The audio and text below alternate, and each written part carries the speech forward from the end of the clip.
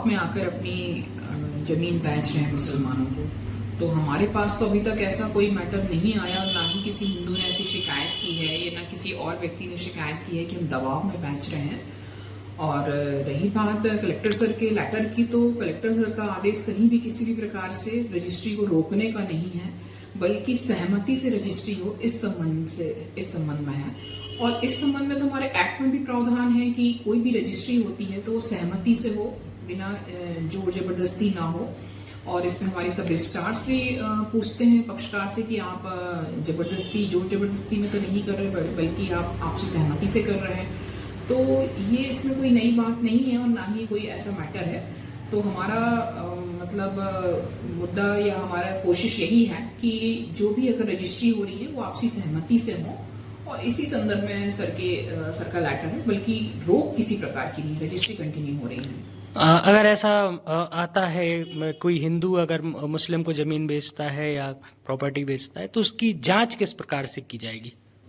बहुत सिंपल है कि हम दोनों पार्टी से पूछते हैं, स्पेशली हिंदू से पूछेंगे कि क्या आप जोर जबरदस्ती में बिना सहमति के किसी दबाव में तो नहीं बेच रहे हैं। अगर वो दबाव में बेच रहे हैं तो हम फिर उसको बाकायदा कलेक्टर साहब के संज्ञान में लाएंगे और सब रजिस्ट्रार भी हमारी रजिस्ट्री नहीं करेंगे।